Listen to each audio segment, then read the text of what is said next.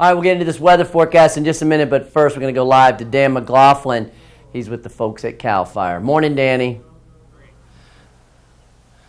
Good morning, Todd, and you probably know right where I am. For those of you that are unfamiliar, we're in the middle of the Angora fire burn area, and I'm here with Captain Sauer from the El Dorado CAL FIRE Division of El Dorado.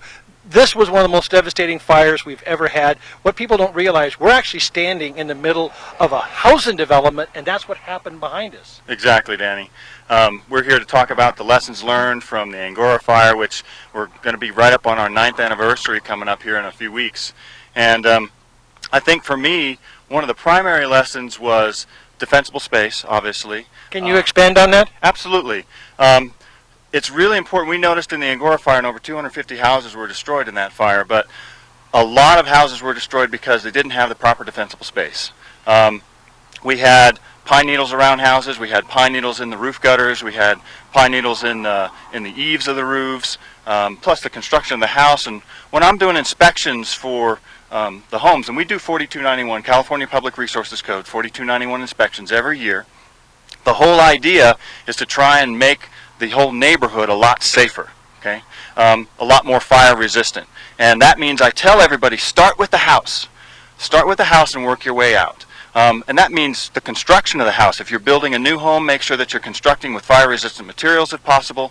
And then it's a maintenance issue every year. It's something we tell people, and we just had Memorial Day weekend. We tell people every year at Memorial Day, right after Memorial Day, starting at the beginning of June, rake your pine needles. Put them away. The South Tahoe Public Utilities District and South Tahoe Refuse will pick those up for free on your curbside. And you rake those up, and because they were a major carrier of this fire, and that was taking care of and burning these houses. All right, now I remember with defensible space, that's a big deal. Things like lawns didn't used to be popular before the fire. Now it's a great idea because you want to have some flat between you. We're in the middle of a forest, the trees burn, but we don't want to have as much vegetation right near the house. Absolutely. It's the type of vegetation, it's the amount of vegetation, and really, most importantly, it's how the vegetation is taken care of. So while a lawn is really easy and green, I know that we try and sort of balance that with more natural vegetation that's fire resistive and vegetation that's actually being maintained by the homeowner. It's really important. The maintenance is more important actually than the type of vegetation, because you can have a plant like a juniper, say, that's very fire resistant, very fire prone, but if you maintain it well, you take all the dead material out, you give it a little bit of water, you take care that it's not getting overgrown, then it can actually survive and be a very pretty landscape plant, though also being, dangerous potentially.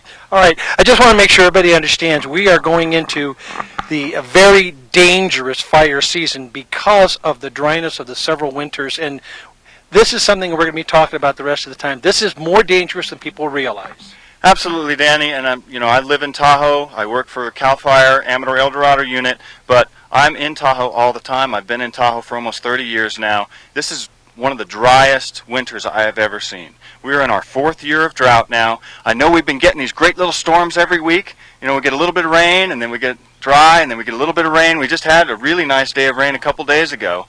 But that has done nothing to sort of increase the deficit that we've had over the last 4 years. All right.